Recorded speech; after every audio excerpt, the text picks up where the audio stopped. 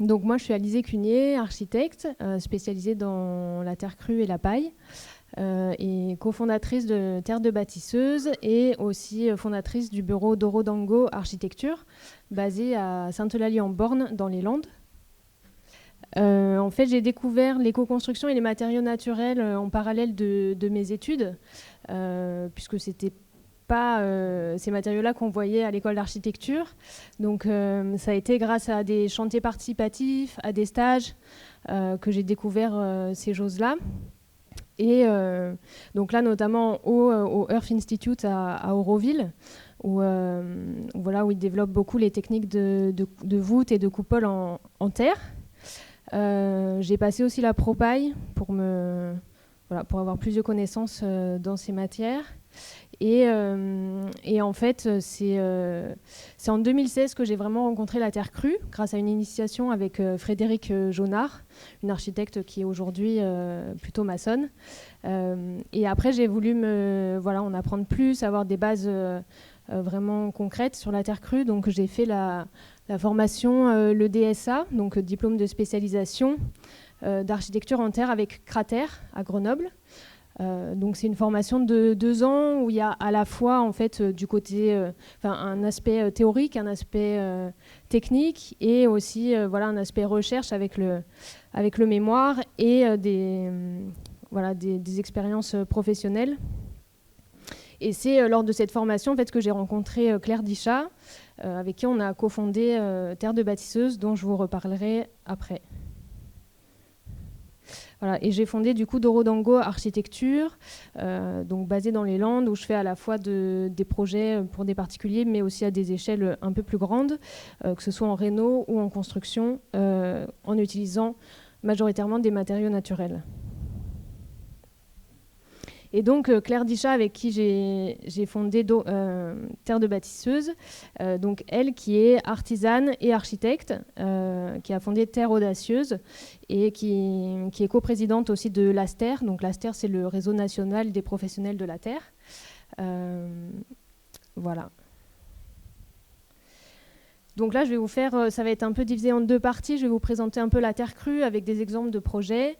Et il y aura une deuxième partie vraiment sur Terre de Bâtisseuse, l'expo et aussi un peu la philosophie derrière.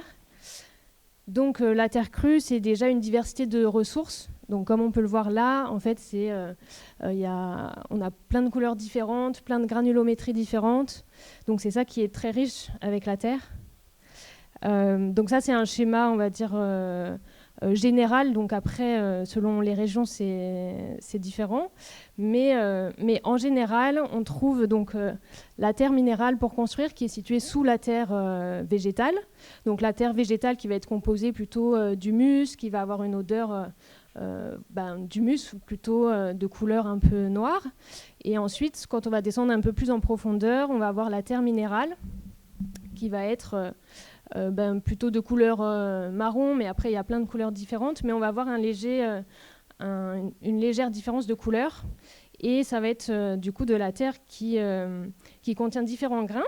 Donc on a des cailloux, des graviers, des sables, des siltes et des argiles, et selon les terres, on va avoir ces proportions de grains en fait, qui vont être là de manière différente. Donc il y a certaines terres qui vont être plus caillouteuses, d'autres plus argileuses, plus sableuses, voilà. Donc après, il existe des tests de terrain à réaliser si on veut avoir un premier aperçu de la terre qu'on a. Et après, il y a aussi des tests de labo pour des tests plus poussés. Et ça, donc c'est une technique que j'aime beaucoup, la technique du Doro Dango, qui permet de faire des boules de terre polies. Et donc à chaque endroit où je vais, j'essaye de récupérer de la terre. Et ça montre vraiment la richesse de toutes les terres qu'on peut avoir. Et ça, c'est qu'un petit échantillon de ce qu'on peut trouver dans le monde. Et donc ça, c'est la roue des techniques de Cratère. Donc Cratère, c'est un centre de recherche sur l'architecture en terre qui s'est fondé il y a 70 ans. Dans les années 70, excusez-moi. Et donc là, sur cette roue des techniques, ils ont répertorié toutes les techniques de construction selon l'action qu'on avait sur sur la matière, donc soit d'extruder, soit de modeler, soit de comprimer, soit de couper, etc. Et donc je vais vous montrer un peu les différentes techniques de construction en terre. Donc on a déjà la bauge, qui est une technique qu'on va retrouver plutôt au nord-ouest de la France, avec une terre assez argileuse. Donc ça, c'est porteur. Donc on peut retrouver plein de granges traditionnelles qui sont en bauge. Pisé, c'est pareil, c'est des murs, c'est des monomurs, c'est très massif. Alors par contre, le pisé, ça va être une terre plus caillouteuse.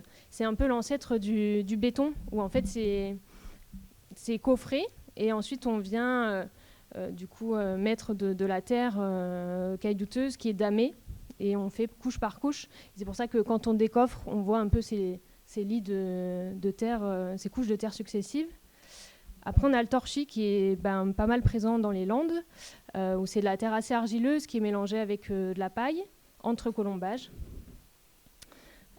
Donc ça, c'est plutôt du remplissage. On a aussi la terre allégée. Donc la terre allégée, ça peut être terre chanvre ou terre paille. Je vous montrerai aussi un exemple de chantier participatif qu'on a fait avec l'ASSO. Et donc cette technique-là permet d'apporter de l'isolation en plus de l'inertie de la terre. Ensuite, on a les briques de terre crue. Donc on a les adobes, c'est ce qu'on voit sur la photo, les briques moulées. Après, on a d'autres briques aussi. On a les briques de terre allégée, on a les briques extrudées. Donc, il y a certaines briqueteries qui commencent, comme la briqueterie du Barp, à promouvoir cette filière-là de briques extrudées qui sont donc du coup industrialisées. On a, je crois que j'ai fait le tour des briques. Et après, on a la technique de l'enduit, donc qui est plutôt, on va dire, une décoration, mais aussi pour finir certains parements de murs, et qui peut aussi rajouter, qui peut permettre une inertie. Oui. Et donc, la terre crue, ça fait partie du patrimoine mondial, puisqu'il faut savoir qu'on construit en terre crue depuis 11 000 ans, qu'un tiers de la population mondiale vit dans un habitat en terre. Et en fait, 15% des monuments classés au patrimoine de l'UNESCO sont en terre.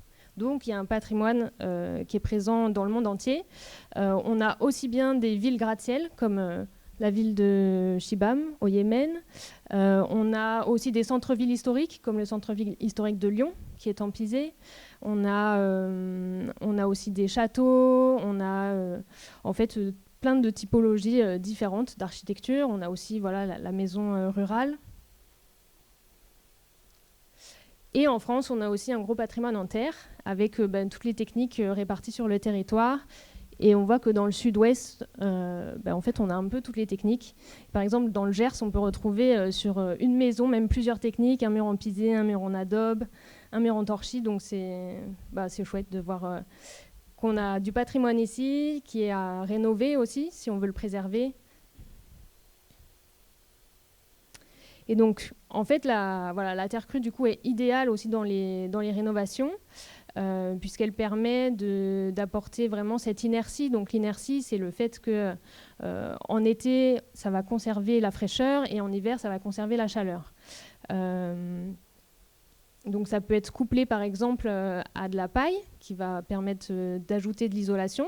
Donc là c'est une rénovation d'une maison traditionnelle landaise où on est venu isoler en terre paille sur 25 cm. Et voilà, toute la rénovation a été pensée avec des matériaux naturels pour vraiment faire respirer le bâti ancien. Et aussi au niveau architectural, l'idée c'était d'aérer cet espace où il y avait c'était très cloisonné, il y avait des planchers partout. Donc c'était d'aérer, redonner de la lumière aussi, un peu plus de lumière, d'ouvrir les espaces. Et du coup, donc on va faire des cloisons en briques de terre crue, un sol en terre stabilisée et du coup des enduits terre aussi sur les murs. Ça, c'est d'autres exemples de projets de bâtisseuses qu'on a au sein de notre asso Terre de bâtisseuses. Donc, on voit que la terre peut être utilisée aussi bien au niveau du gros œuvre qu'au niveau des finitions qui peuvent aller dans des détails assez poussés. Dans des formes aussi, en fait, la terre, elle permet aussi vraiment ça d'aller dans des formes aussi organiques. Ça, c'est des exemples aussi de projets sur lesquels Claire a travaillé. D'enduit, voilà, on peut venir faire du sgraffito pour permettre de faire ressortir, de faire du relief sur les murs.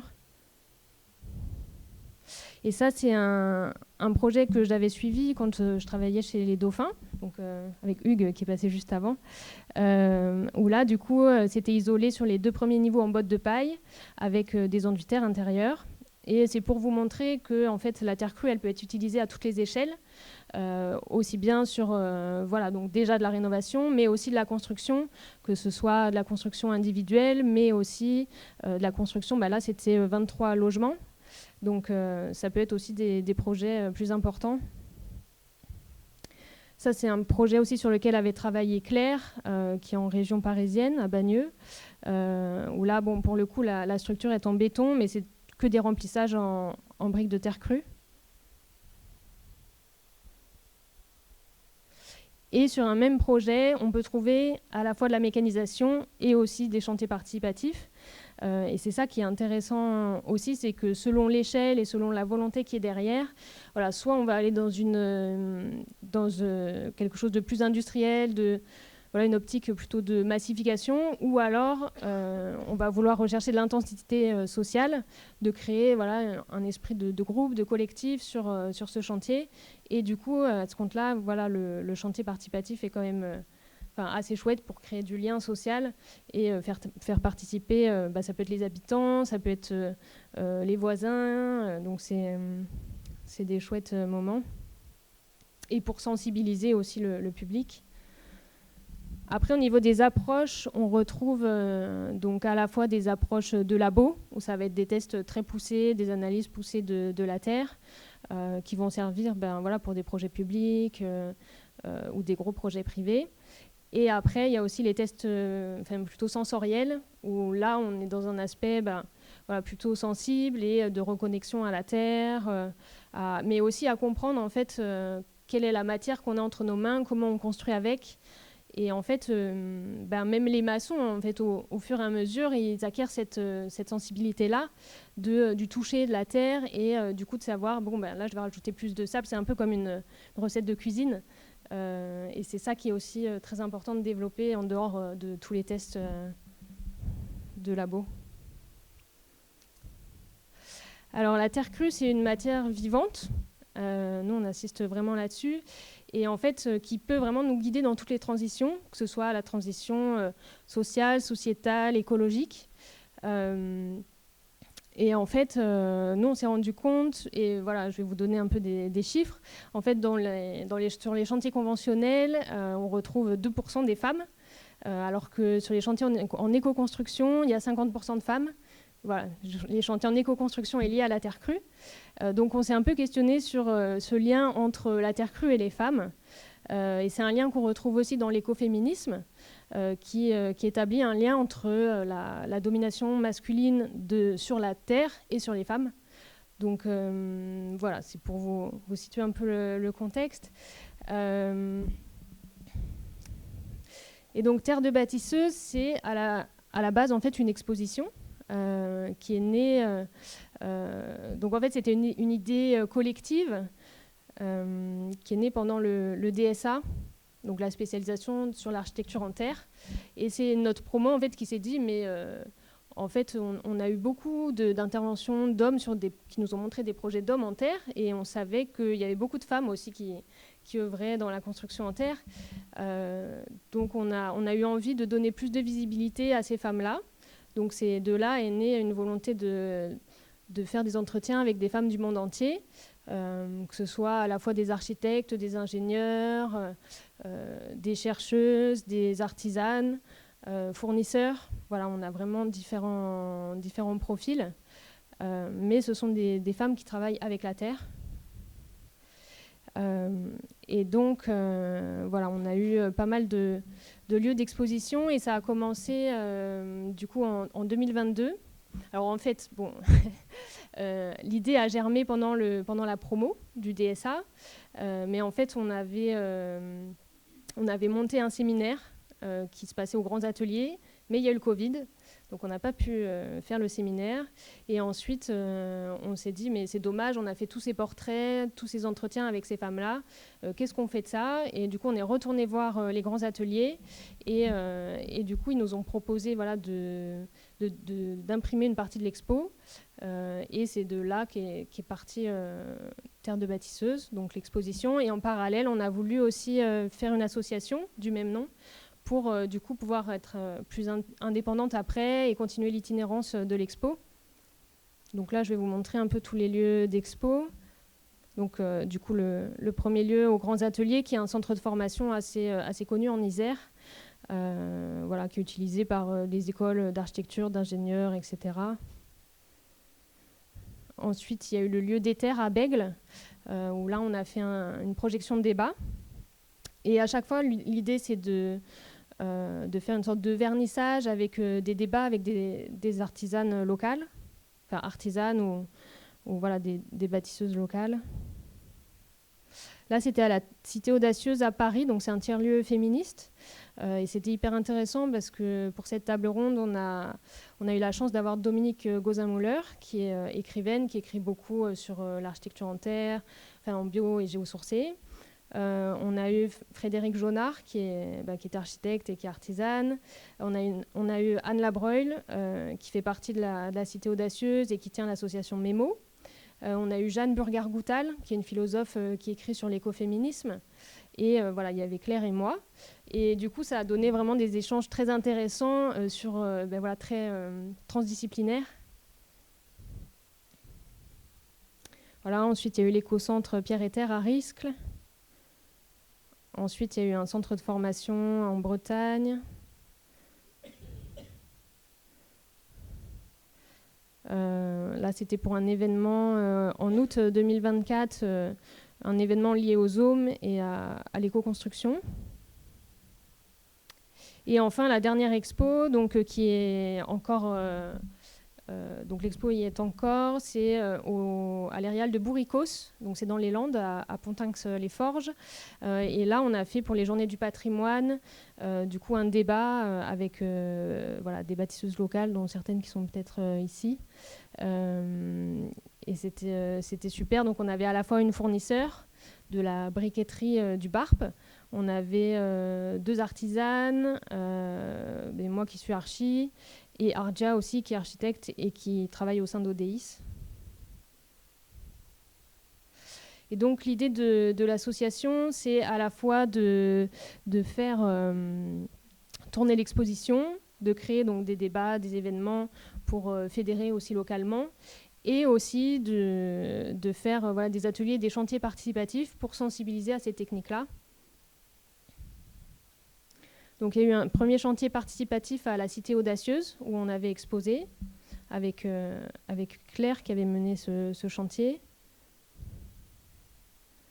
On a eu un deuxième chantier participatif à Sainte-Eulalie-en-Born, où donc, on a isolé une maison en terre-paille.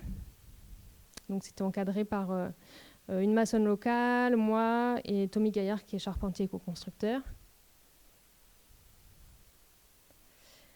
Et donc pour les Journées du patrimoine à l'Aérial de Bourricos, on a fait des ateliers torchis et terre-paille. Voilà, pour montrer un peu ces techniques-là, montrer que le torchis, c'est la technique ancestrale dans les Landes, mais qu'on peut aussi faire du terre-paille, qui est une technique plus contemporaine et qui permet aussi d'apporter un complément d'isolation. Voilà, et là, c'est un peu des citations de différents portraits de bâtisseuses. Donc là, c'est plutôt sur la terre crue. Donc d'Amélie SS, c'est elle qui a un peu remis le mot bâtisseuse en fait sur le devant de la scène. Donc c'est la terre nourricière d'abord, la base de la création, c'est la terre. C'est un matériau que je respecte beaucoup, un matériau qui nous donne la vie. Lydie Didier, il y avait un son, un toucher, il y avait un truc, et après, tu en as pour la vie. C'est quelque chose que l'on ressent de manière instinctive, qu'on ne formule pas au premier abord. C'est un matériau qui nous reconnecte au plus profond de nous, à notre lien à la Terre, notre planète. Laetitia Fontaine. Et Lara Davis, j'aime penser au matériau Terre, non comme un matériau fragile, mais comme un matériau très intelligent et extrêmement sensible. après, concernant la place des femmes, Lara Davis encore. J'ai débuté dans la construction en maçonnerie comme ouvrier. En tant que femme, la seule façon pour moi de gagner la confiance sur le chantier était de travailler plus longtemps et plus dur que les hommes. Laetitia Fontaine, l'oppression de la terre et l'oppression des femmes fonctionnent avec les mêmes mécanismes, la non-reconnaissance d'un tout, du fait qu'on appartient tous à un monde unique. Tania Texera, augmenter le nombre de femmes dans le domaine de la construction augmentera la diversité des constructions. Pour moi, le développement durable, c'est la diversité.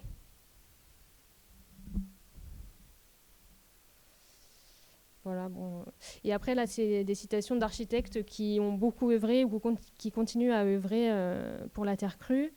Donc, Rosie Paul, il y a 2 défis auxquels nous devons faire face. Il y a de fausses idées sociétales, l'image inférieure des femmes et l'image supérieure du béton. Nous voulons combattre les deux et c'est évident que la sensibilisation est l'action la plus importante. Anna Ehringer, je suis une architecte passionnée par la terre et je crois que l'architecture est un outil pour améliorer les conditions de vie. Je pense que nous avons une grande responsabilité envers les ressources naturelles, mais aussi le pouvoir entre nos mains pour vraiment façonner notre société de manière plus juste et équitable et pour valoriser la diversité culturelle de notre planète. Et ensuite, Didi Contractor, qui est décédé il y a quelques années, mais qui a œuvré la moitié de sa vie en Inde dans l'architecture en terre. Je me considère comme l'une des nombreuses femmes pionnières de ma génération qui se sont battues pour casser les barrières de la longue histoire de préjugés qui maintenaient les femmes subordonnées pendant des siècles. Le passage à une société véritablement équitable nécessitera un changement total des valeurs éthiques.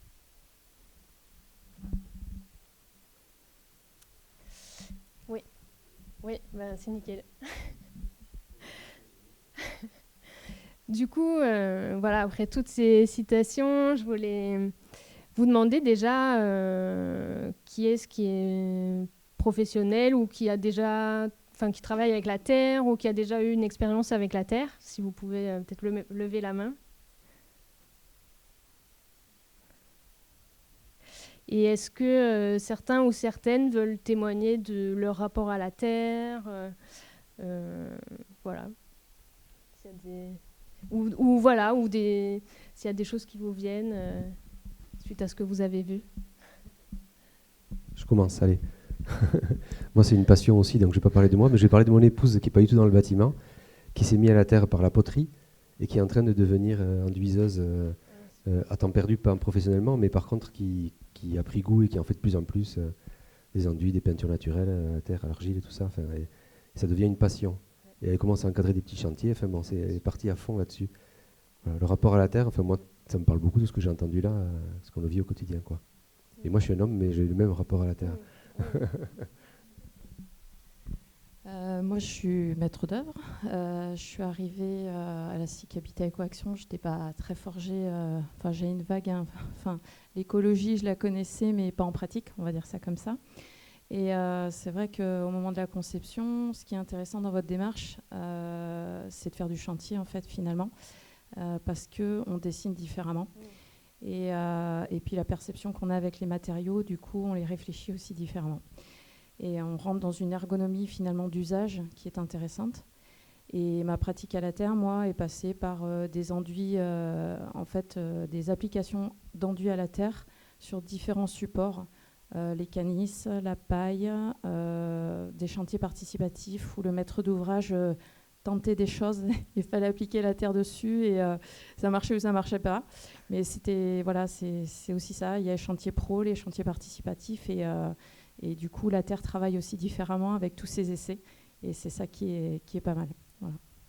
Bonjour, donc moi je me suis formée d'abord en architecture d'intérieur et en bâtiment bioclimatique par la suite. Mais à ce moment-là, c'est là que j'ai eu un véritable coup de cœur pour la terre. Et cet été, j'ai eu la chance de participer à un chantier participatif organisé par Élysée. Et ça a confirmé effectivement le choix que je fais aujourd'hui de m'orienter vraiment sur ce type de matériaux, notamment au niveau écologique, mais surtout en termes de confort humain. Parce que là, j'ai réalisé qu'il y avait vraiment un sentiment de ressenti qui était vraiment différent lorsqu'on est avec des matériaux naturels. Et du coup, il y a le dessin qu'on va faire de l'endroit où on vit où on travaille, mais il y a aussi tous les matériaux qu'on met en œuvre qui ont vraiment une incidence énorme sur le confort et la santé. Voilà. Donc merci Alizé. Il y a des hommes aussi qui peuvent parler. Hein. Oui, alors j'ai participé à plusieurs chantiers de terre et encadré aussi. Voilà, la terre, c'est un rôle social évident parce que c'est facile. Enfin, je veux dire, avec des débutants, on peut faire des choses. En plus, on peut laisser les outils. C'est pas trop grave s'il y a des oublis de nettoyage et tout ça, puisque ça se nettoie facilement. Et puis la terre, c'est aussi l'intérêt, c'est d'y ajouter aussi des matériaux du monde vivant. Les bousses de vache, par exemple, c'est très efficace, hein, ou le cheval. Donc c'est très plaisant à travailler. Bon, le seul inconvénient de la terre, c'est que c'est quand même lourd et que ça demande un peu de force physique, hein, des fois. Hein. Mais sinon, je pense que c'est un bel avenir au niveau d'une cohésion collective. C'est très agréable, quoi. Je voulais aussi ajouter quelque chose que je n'ai pas abordé pendant l'intervention, qui est que voilà, quand on construit ou quand on rénove en terre, il y a des temps de séchage à respecter, il y a des moments d'application selon les saisons qui sont à respecter aussi. Donc on est obligé d'aller vers quelque chose d'un peu plus lent que la construction conventionnelle où il faut aller toujours plus vite. Mais en même temps, ça nous raccroche aussi aux saisons, au temps. Voilà. Mais c'est des choses à vraiment prendre en compte pour un chantier. Je travaille avec la terre sur la paille depuis quelques années. Et sur un chantier participatif, il y a une personne qui, au bout de, je ne sais pas si c'était la deuxième ou la troisième semaine qu'on faisait de l'enduit terre sur la paille dans une maison, elle a fini par me dire, mais d'habitude, en fin de journée, j'ai toujours mal de tête, je suis très sujet aux migraines. Et en fait, depuis que j'ai les mains dans la terre tous les jours, je n'ai plus de migraines le soir, j'ai plus besoin de prendre, alors je ne sais plus si c'est Doliprane ou autre chose qu'elle prenait. Voilà. Je précise que c'était un homme, pas une femme. Mais voilà, donc c'était aussi, ça avait révélé cet aspect d'être un lien avec la terre et le côté thérapeutique en fait qui est parce que souvent on vit ou on grandit un peu hors sol et quand on est les mains dans la terre toute la journée, ben, ça a aussi un effet bénéfique sur la santé. Qui vit dans un habitat en terre, enfin, où il y a ou des enduits ou comme ça? Si vous pouvez lever la main bien haut, je la lève aussi. Et du coup, tous les autres qui ne connaissent pas, je vous invite à aller voir ces gens qui lèvent la main pour leur dire comment c'est de vivre dans un habitat avec de la terre. C'est assez exceptionnel au quotidien. Voilà.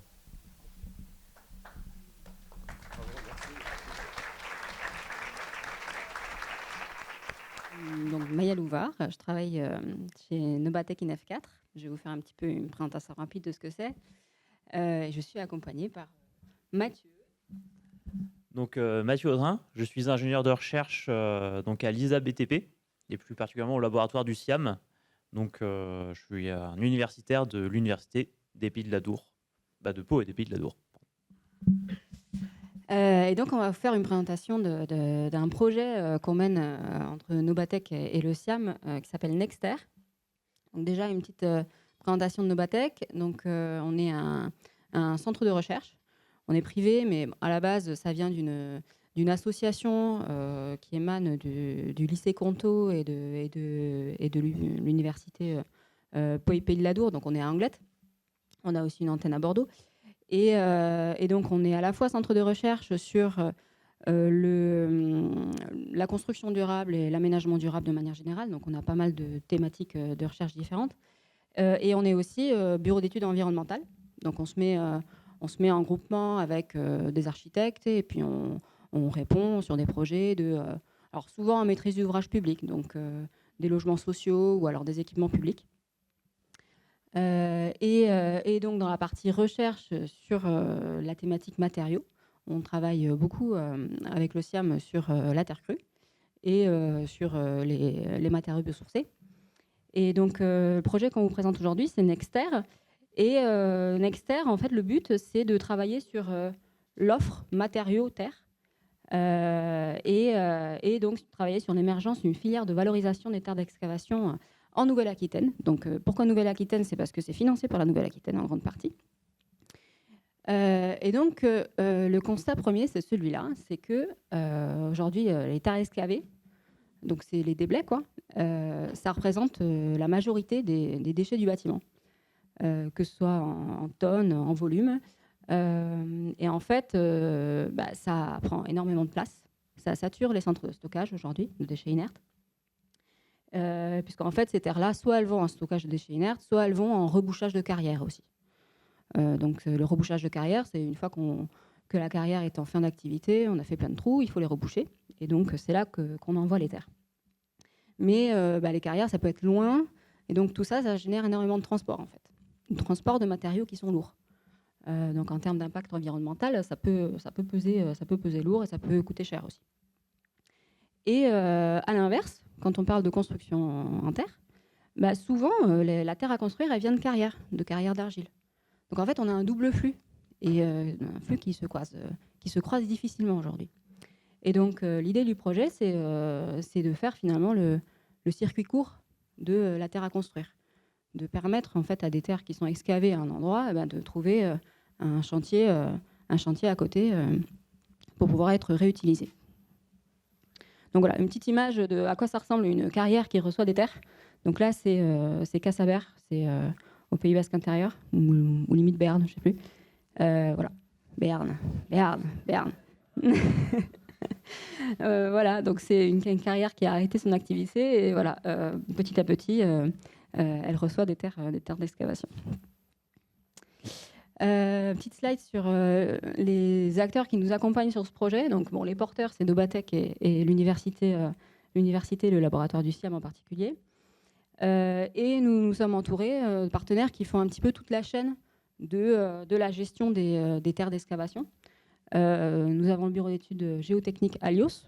Donc, c'est les premiers qui arrivent sur un projet de construction qui vont analyser les terres en premier. Donc c'est avec eux qu'on va regarder si par exemple une terre elle est potentiellement intéressante pour faire de la construction de terre crue, très en amont de l'excavation. Et après nous avons Goyetch qui est à la fois terrassier et plateforme de valorisation. Et puis Biltagarbi et Cemex qui ont des plateformes de valorisation. Je sais qu'il y a Magali de Biltagarbi qui est dans la salle. Où est-ce que tu es? Je ne la vois pas, peut-être qu'elle est partie. Elle a fui peut-être. Ah non, t'es là. Ok, bon, si tu veux intervenir plus tard, tu pourras. Et donc voilà, on a donc avec nous 3 acteurs qui ont des plateformes qui reçoivent des terres excavées. Et l'idée, c'est de créer pour eux une nouvelle activité économique en leur permettant de caractériser des terres, les préparer et les revendre. Voilà. Donc ça, c'est les partenaires du projet. Et en parallèle, nous avons aussi, on va dire autour de nous, ce qu'on a appelé un groupe utilisateur. Donc nous avons fait des entretiens avec pas mal d'entreprises qui utilisent la terre crue et qui seraient finalement les clients de cette filière. Donc voilà, on vous a mis là à la fois des maîtres d'œuvre, des conseillers, pas mal d'artisans et des entreprises, on va dire, de différentes tailles. Soit le petit chantier, vraiment l'artisan un peu tout seul, soit des entreprises un peu plus costauds qui répondent aujourd'hui à des projets un peu plus gros, quoi. Voilà. Et donc, les objectifs du projet, c'est de faire émerger cette nouvelle activité en se basant sur le tissu assez dense, très bien réparti de plateformes de valorisation aujourd'hui. Parce que les terres elles vont toujours au plus court, quoi. Il y a des plateformes qui existent qui récupèrent ces terres-là. Et l'idée, c'est de leur permettre à ces plateformes-là de créer cette activité. Et tout ça, il faut que ce soit rentable et gérable d'un point de vue logistique, quoi. Et donc, il y a plusieurs questions à se poser. La première question, c'est comment est-ce qu'on évalue rapidement la convenance d'une terre excavée. La deuxième, c'est comment est-ce qu'on définit et qu'on garantit la performance des ouvrages réalisables. L'idée, c'est que quand les plateformes elles vont revendre de la terre, qu'elles puissent dire aux artisans, avec cette terre-là, tu vas pouvoir faire des ouvrages, et ces ouvrages auront telle performance-là. Voilà. On sait que la terre, la performance, la mise en œuvre joue beaucoup, mais on est en train de travailler sur comment est-ce qu'on peut finalement alléger le travail de l'artisan en lui disant, voilà, cette terre, elle convient, tu vas pouvoir faire des enduits avec, tu vas pouvoir faire du pisé avec, etc. Quelque chose sur lequel on porte également beaucoup d'attention sur tous nos projets en général, c'est vérifier que la démarche qu'on propose, elle va être pertinente d'un point de vue économique et également d'un point de vue environnemental. Donc par exemple, sur la Terre, quand on fait des calculs environnementaux, on va dire de cycle de vie, etc., enfin d'analyse de cycle de vie sur la Terre, on s'aperçoit que c'est assez facile de faire quelque chose qui, finalement, d'un point de vue environnemental, n'a pas énormément de sens. Parce qu'on est allé chercher la Terre trop loin, parce qu'on a fait un traitement industriel qui a pesé un peu trop lourd. Et que finalement, voilà, d'un point de vue carbone notamment, on est parfois... c'est assez facile de dépasser la limite. Donc voilà, c'est aussi le but du projet de développer une activité locale et du coup de limiter les impacts environnementaux. Mais voilà, là on travaille là-dessus et on vérifie que ce qu'on fait, c'est intéressant. Et puis après, la dernière question, c'est comment est-ce qu'on fait en pratique sur la plateforme de valorisation pour préparer, stocker les terres, etc. Voilà, donc de façon un peu graphique de ce qu'on fait. Au démarrage, il y a une étude géotechnique, une identification du potentiel des terres sur site avant qu'un projet avant qu'il y ait même les terrassements qui commencent. Après, une fois qu'on a de la terre excavée, soit idéalement, on a un projet de bâtiment qui va utiliser la terre crue sur site. Donc à ce moment-là, ça va être l'entreprise qui va faire ses essais in situ, etc., qui va pouvoir préparer la terre sur place et faire son bâtiment. Mais si ça, soit ça n'utilise pas énormément de volume, ou alors le projet architectural n'est pas comme ça, l'idée c'est qu'on récupère cette terre-là, la terre intéressante, sur une plateforme de valorisation, labellisée Nexter, ce serait un peu ça l'idée. Et sur la plateforme, on réévalue les performances, on fait du prototypage, mais en mode un petit peu allégé, mais ce serait quelque chose que l'artisan n'aurait presque plus besoin de faire après. On prépare la terre, tout ça avec un contrôle qualité, une traçabilité, etc. Et avec ça, on peut revendre de la terre. Et l'idée, ce serait de viser des projets un peu plus gros volume que ce qu'il y a aujourd'hui, et qui, aujourd'hui, c'est un peu compliqué de se fournir, quoi. Donc, quand on fait de l'enduit, etc., on peut toujours acheter de l'argile, mais par exemple, quand on fait du pisé, ça peut être plus dur de trouver un gisement de terre à piser, quoi. Et une terre qu'on ait le droit d'utiliser. Dauphin en parlait tout à l'heure, la question du statut de déchet, etc. Donc là, l'idée, c'est que la terre, elle provienne d'une plateforme qui est habilitée à revendre de la terre et qu'il n'y ait pas de problème d'assurance, etc. Une petite slide sur le bilan qu'on a fait des consultations avec le groupe utilisateur, donc avec tous les artisans. Donc globalement, ce qu'on a relevé, c'est les techniques majoritairement utilisées, surtout le l'enduit, du torchis, de la terre allégée et du pisé. Donc on a à la fois, on va dire, des terres qui doivent être assez fines, enfin plutôt même très fines, argileuses, et puis de l'autre côté le pisé qui accepte des cailloux, mais qui par contre, il faut qu'elle soit sèche. Voilà, donc on a différentes techniques et nous derrière ça va être différentes catégories, en fait, caractérisation de terre qu'on va pouvoir récupérer et trier séparément. Ensuite, en termes de fourniture de terre, ce qu'on a remarqué, c'est que aujourd'hui les petits artisans, les petites entreprises peuvent avoir l'habitude de travailler avec la terre de site sur de la maison individuelle généralement. Mais qu'après, quand on passe sur des projets un peu plus gros, souvent, les entreprises, elles préfèrent avoir un matériau qui est déjà préparé, qui est peut-être en poudre comme ça, et qui est plus facile à gérer sur des gros chantiers, quoi. Voilà. Donc pour nous, ça pose la question de notre plateforme de valorisation, avec quel niveau de préparation on va pouvoir vendre sa terre. Est-ce qu'on va pouvoir la vendre, on va dire, comme si c'était une terre de site, c'est-à-dire... on va dire, elle est en big bag, mais peut-être que sur chantier, il y a un travail de préparation à faire en plus. Ou alors, est-ce qu'on la fait super fine, super préparée ? Et à ce moment-là, c'est un peu comme si elle sortait d'une usine. mais par contre, ça coûtera beaucoup plus cher en préparation, quoi. Voilà. Sur les performances, donc souvent l'artisan il fait sa caractérisation de sa terre, il choisit un gisement en fait, soit une carrière d'argile, soit un gisement qu'il a trouvé un peu, son petit filon, quoi. Il connaît cette terre-là, il a fait sa caractérisation et il a fait des prototypes, il sait qu'il peut l'utiliser. Quand il y a un projet qui est un peu plus important, du type maîtrise d'ouvrage public ou comme ça, où il y a un bureau de contrôle. Un bureau de contrôle, c'est quelqu'un qui est là pour vérifier pour garantir, pour vérifier tous les calculs, vérifier qu'il n'y aura pas de sinistre, vérifier la solidité de l'ouvrage, etc. Donc c'est quelqu'un qui va demander beaucoup plus de justificatifs. Là, il y a un prototypage qui est fait sur chantier. C'est un process qui est assez lourd, ça prend du temps, etc. Et finalement, ça retarde un petit peu aussi sur chantier le moment où on va être sûr qu'on va pouvoir utiliser la terre, quoi.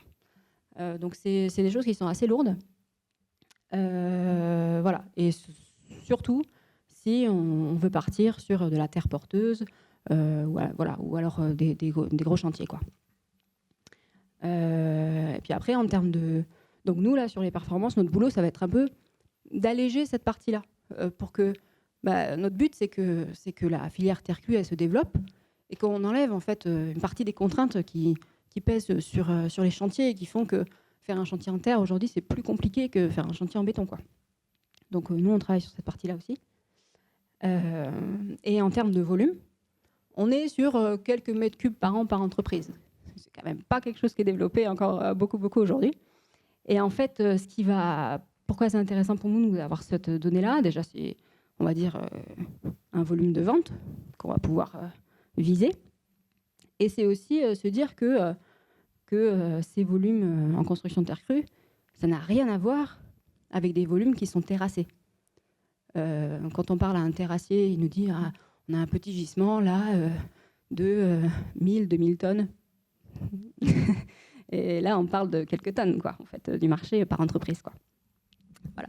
Donc après, en termes de logistique sur les plateformes, c'est à regarder. C'est comment est-ce qu'on gère des gros gisements qui arrivent, des terres qui doivent être évacuées rapidement, et en même temps des terres que l'on estime être un peu... qu'on pourra vendre, mais qui du coup prendront la place sur la plateforme, etc. Voilà. Donc les défis pour Nexter, c'est trouver un juste milieu dans la préparation des terres. Il faut qu'on ait une humidité maîtrisée. Il faut qu'on ait peu de préparation sur chantier pour l'artisan. Mais à l'inverse, il faut que pour la plateforme, on ait des coûts un peu maîtrisés, une logistique qui fonctionne, etc. Ensuite, il faut qu'on ait des performances des terres. Le but, c'est d'alléger le travail de l'artisan. Comme j'ai dit un petit peu avant, mais les performances, au final, d'un pisé, ça dépend beaucoup de l'artisan, ça dépend beaucoup de la façon dont il va le faire.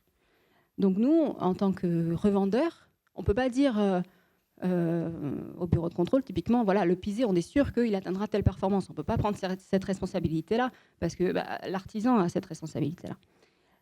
Mais c'est, voilà, comment est-ce qu'on fait en sorte d'apporter déjà au moins la garantie qu'avec cette terre-là, on peut faire du pisé, on peut atteindre cette performance, et derrière, ce sera quand même à l'artisan de prouver qu'il sait le faire. Voilà. Et puis, imaginez une gestion des stocks qui est adaptée au fait qu'aujourd'hui, c'est une filière qui est émergente et on espère que ça va monter en puissance. Voilà, donc, quelques petites images de ce qui se passe en labo. Et en fait, ce serait... on recherche, et ça, c'est la partie un peu de Mathieu, on recherche une façon pour la plateforme de faire des essais de performance, on va dire, assez simplifiés. L'idée, c'est de pouvoir gérer pas mal de terres qui rentrent, de pouvoir un peu les analyser chacune, celles qui ont un potentiel intéressant, et de sélectionner les meilleures, quoi. Et donc, pour chaque technique, on a identifié des protocoles d'essai particuliers qui sont plus simples à faire que, par exemple, faire un mur de 1 mètre carré en pisé.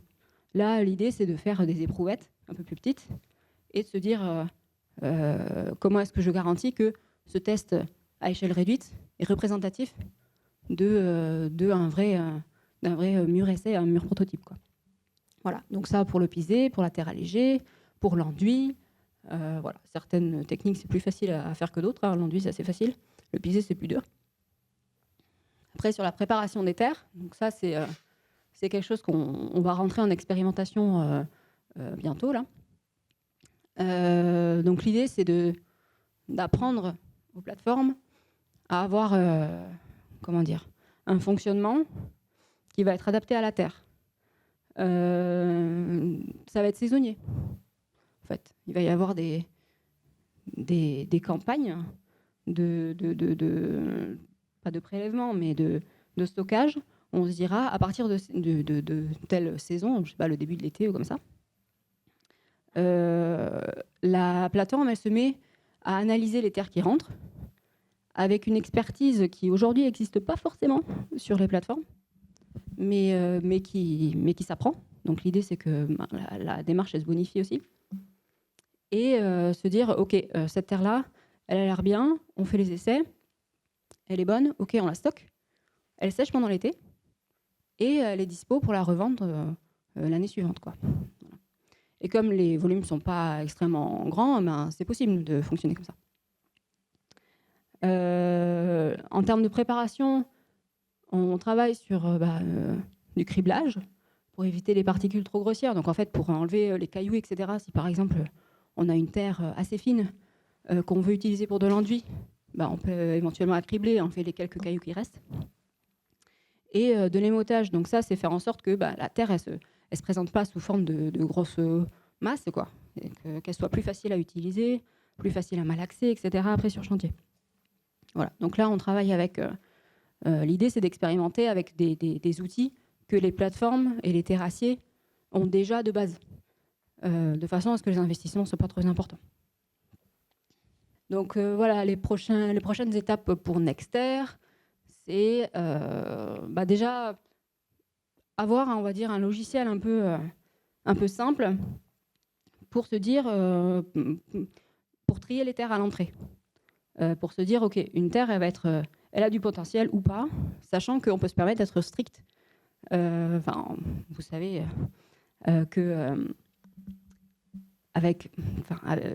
beaucoup de terres très différentes sont utilisables pour faire la construction de terre crue. Mais vu qu'on a des volumes énormes et qu'on a une revente avec des faibles volumes, nous, Nexter, en termes d'activité économique de revente, ce qu'on vise, c'est quelque chose d'assez strict, de façon à ce qu'on vise des terres qui soient avec le moins de préparation possible et le plus simple à travailler possible. Voilà. Donc l'idée, c'est d'avoir des critères, on va dire, vraiment stricts par rapport à ce que les artisans peuvent utiliser d'habitude pour pouvoir vraiment trier. Ensuite, c'est de faire des essais de préparation, etc., à l'échelle d'une plateforme. Et là, on va travailler avec Goyetch. Là, il a rentré l'avantage avec Goyetch, c'est que comme il est terrassier, il peut vraiment détecter en tant que terrassier une bonne terre, il l'amène sur sa plateforme et après on teste, quoi. Donc là, il a rentré une terre qui peut être sympa pour de l'enduit et une terre qui peut être sympa pour du pisé. Donc on va pouvoir faire des essais. Faire des démonstrateurs. Et là, notamment, Nobatec, on fait l'extension de nos bâtiments. Et il va y avoir de la construction, il va y avoir de la paille avec de l'enduit terre intérieur. Et donc, on va essayer d'utiliser cette terre qu'on a récupérée chez Goyetch pour faire les enduits de Nobatec, quoi. Et puis, tout ça encadré par un outil qui permet de regarder si c'est intéressant d'un point de vue économique et si c'est intéressant d'un point de vue environnemental. Voilà, c'est bon. J'ai terminé.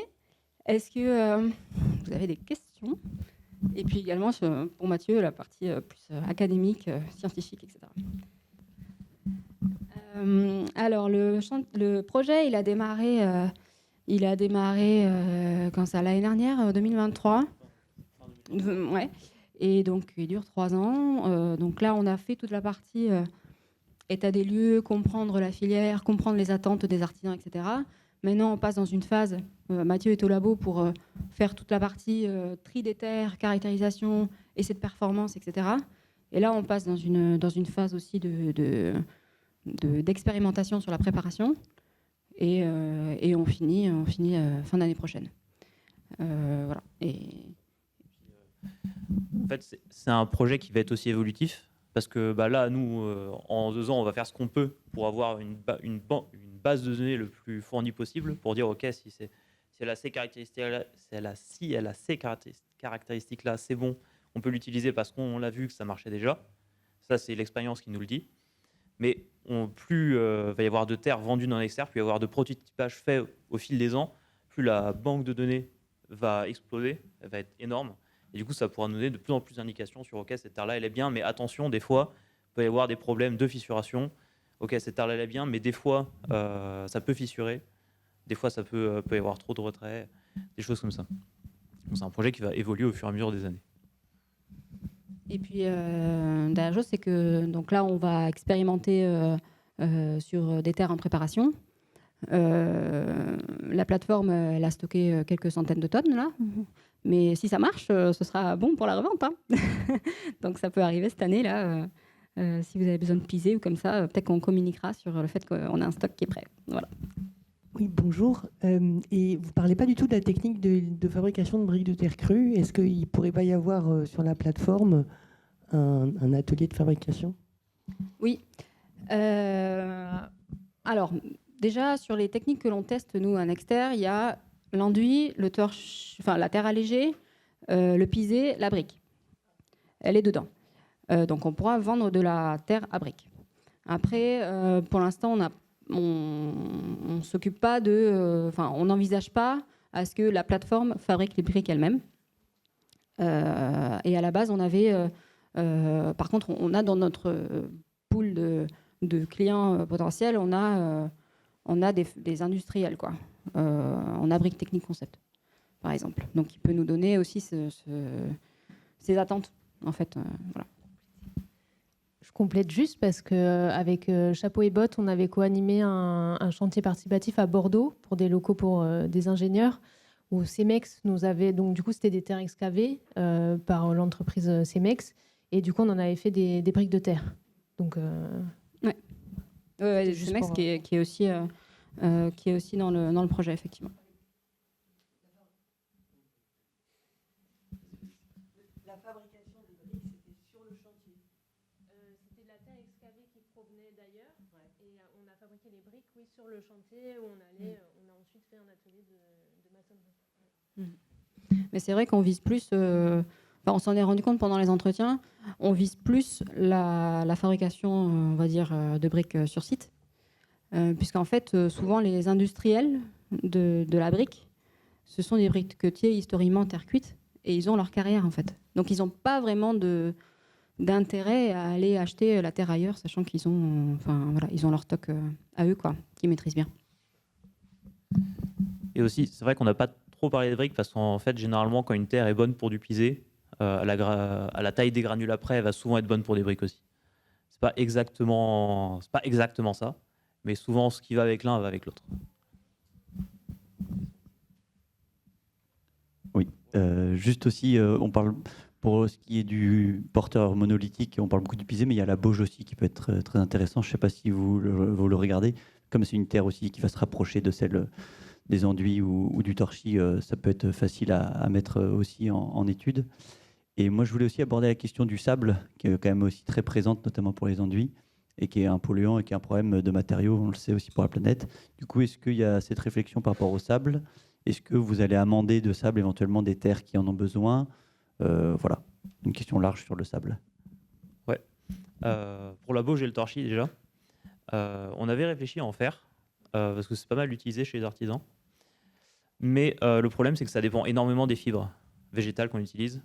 Et nous, on va pas pouvoir. On fait déjà beaucoup de techniques. On a un temps limité quand même de 3 ans.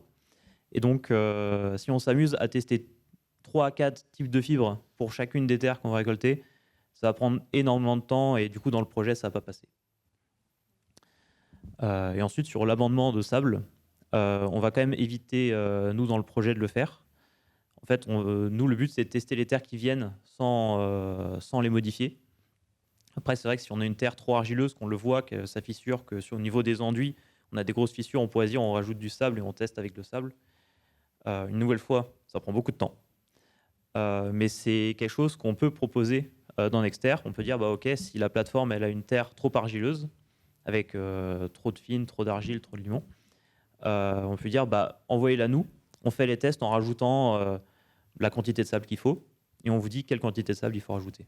Mais du coup, ça demande un autre process derrière de mélange, d'homogénéisation du sable et des fines, qui peut être compliqué parce que plus on a un matériau fin et argileux, plus le matériau, on appelle ça, il est cohésif, ça fait des mottes, c'est dur de le mélanger.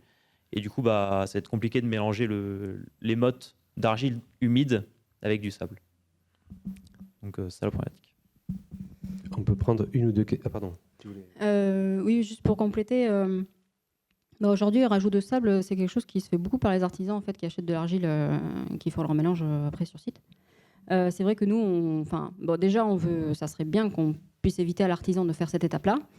Et ensuite, c'est vrai que oui, on n'a pas trop envie d'utiliser du sable issu de sablière, quoi. Enfin, ça, c'est pas l'intérêt. Par contre, on réfléchit sérieusement des terres trop sableuses, il y en a plein aussi. Et donc, sur les plateformes, ça rajouterait de la logistique. Donc, il faut faire attention au coût. Mais on peut se dire que ça peut être intéressant aussi de mélanger une terre argileuse, une terre sableuse. Voilà. Et là, en l'occurrence, sur celle qu'on veut utiliser pour les enduits de nos batecs, bah, elle est très sableuse. Et peut-être que ça va être l'inverse. Peut-être qu'on va devoir rajouter un petit peu d'argile dedans. On peut prendre une ou deux questions. Et après, j'aurai une info à vous donner. Vous ne lèverez pas tout de suite pour la suite de ce qui se passe. J'en reviens à la construction des briques de terre. Du coup, vous dites qu'il faudrait que ça soit in situ, mais ça veut dire qu'il faudrait du coup qu'on crée tout un réseau d'entreprises qui fabriquent la terre sur des territoires, les briques de terre. Comment on peut gérer ça? Pour la fabrication, pour les prototypes, pour évaluer si ça marche ou pas? Non, pour la construction, après, parce que dans la construction, on utilise essentiellement beaucoup de briques de terre. Ouais. Donc il faut trouver toute une filière entre les plateformes et entre l'artisan qu'il ait la possibilité d'avoir des briques de terre. Donc il faut que les gens les fassent. Ouais, comme disait Maya, en fait, les industriels, souvent, ils ont déjà leur gisement. Du coup, les industriels, ils sont moins intéressés. C'est plutôt pour les artisans qui font les briques sur le chantier.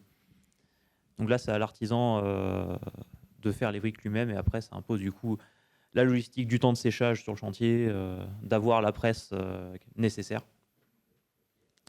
Donc, c'est ça. Mais en fait, la fabrication sur le chantier, ça, on ne la prend pas en compte dans le projet externe parce qu'en fait, la fabrication dépend de l'artisan. Et si on s'amusait à prendre en compte la fabrication, on devrait multiplier tout ce qu'on fait par 10 ou 100. Et c'est pour ça que nous, en fait, on dit, OK, nous, avec notre terre, on sait qu'elle est bonne parce qu'on a réussi à faire ça. Après, bah, si vous la prenez, peut-être que vous faites les choses différemment de nous, mais on ne peut pas non plus tester tous les cas de figure possibles et inimaginables. Il y a aussi qu'on pourrait très bien imaginer que la plateforme, en fait, elle développe encore une autre activité qui est celle de fabriquer des briques. Ça, c'est peut-être l'étape d'après. Là, pour l'instant, on est resté sur un scope où la plateforme, en fait, elle fait, on va dire, ce qu'elle sait faire déjà, c'est-à-dire gérer des stocks de terre, quoi, et faire de la préparation un peu. Par exemple, Goyetch, il fait déjà un petit peu de préparation de terre puisqu'il fait de la terre chaulée pour les TP. Donc, il a déjà un crible, il fait déjà de la stabilisation. Enfin, voilà, il a des outils et il a ce savoir-là. Mais c'est vrai que fabriquer des briques, c'est une activité qui n'a rien à voir et du coup, c'est en plus, quoi. Voilà. Donc cette partie-là, on l'a pas traitée pour l'instant. Merci beaucoup.